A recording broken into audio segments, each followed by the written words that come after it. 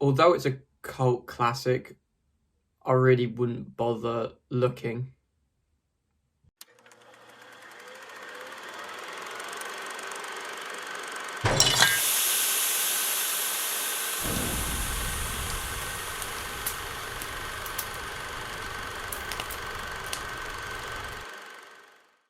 Don't Look Now is a British horror film released in 1973. The film follows the Baxter couple as they try to come to terms with the loss of their daughter, who died in a freak accident. After the young daughter's death for work reasons, they move to Venice. While in Venice, the Baxter couple meet a pair of elderly sisters, one of whom claims to have psychic abilities and can see beyond the grave. This sister, who claims to have the sight, says she can still see the Baxter's daughter following them around Venice. And the rest of the film follows the Baxter couple as they come to terms with the loss and struggle with whether they believe this sister's prophecy. British cinema is full of horror films which have become cult classics and have very passionate fans. British horror is an area of cinema I've always been interested in since the films are so bizarre and complex. Many British horror films have achieved this cult status, such as Peeping Tom, American Werewolf in London, Straw Dogs, The Wicker Man. Many of these films are highly revered pieces of cinema and have attracted a large cult following. The Wicker Man is probably the most famous example as a British horror with a very passionate fan base. Not the Nicolas Cage remake, the British original. Not this one. What is it? What is it? What is it? What is it? What is it? Oh, no, not the bees! Not the bees! Ah! Oh, my eyes! My eyes! Ah! Ah!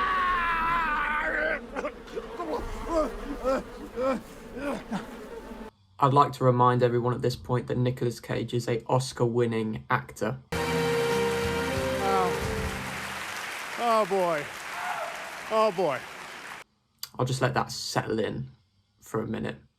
The Wicker Man's worth mentioning, as Don't Look Now was released as a B picture to be shown as a double bill when The Wicker Man was released, so both films would have been viewed back to back in theatres. And that would have been a bloody wild movie marathon, let me tell you.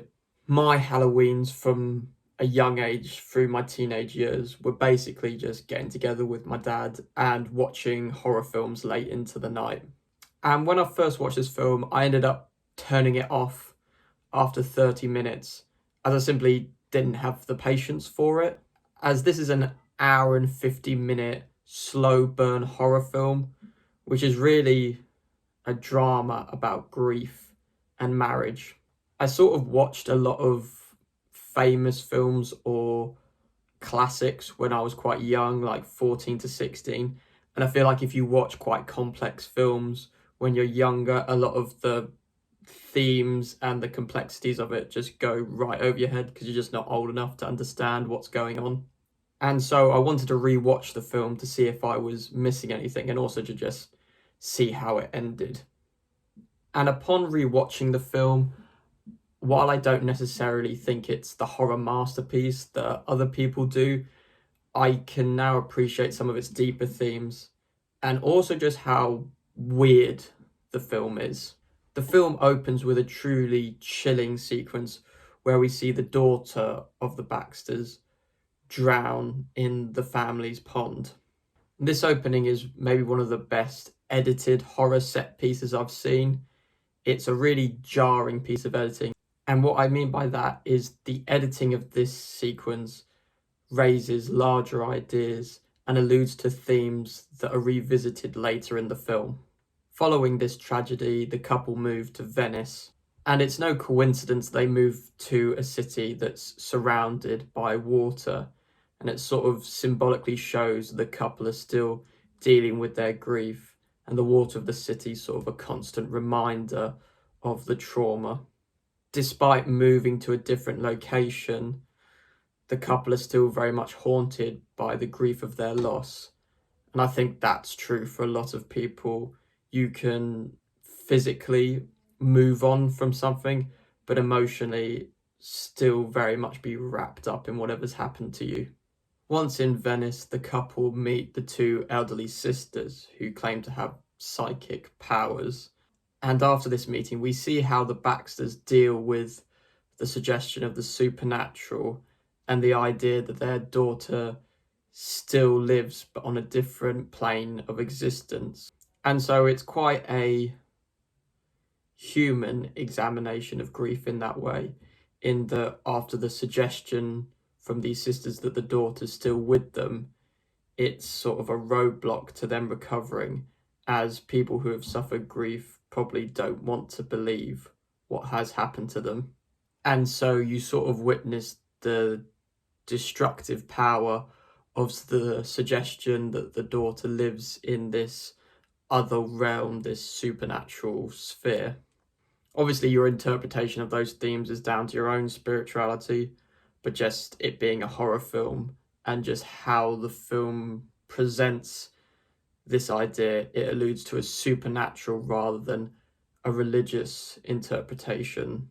And the film story explores this dilemma well, the struggle of moving on and recognizing the loss, or being pulled into the belief that the daughter's still with them, whether in a good or bad connotation.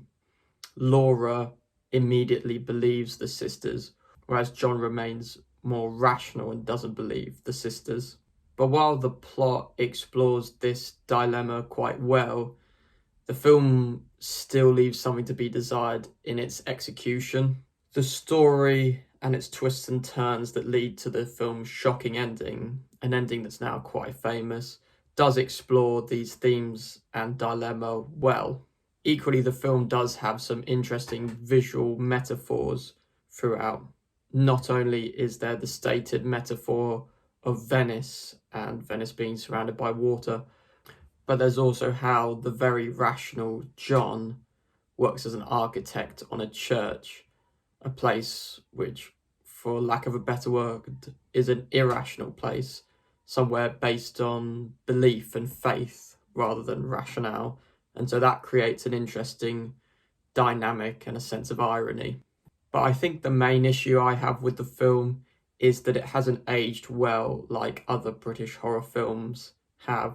And while the film might have been a lot more effective and impactful when it was first released, I can only give my opinion of it based on my current viewing situation. For example, the character split in the film of Laura believing in the supernatural instantly and John being more rational is a cliche at this point, of the two characters disagreeing about whether the supernatural aspects of the story are actually happening or not.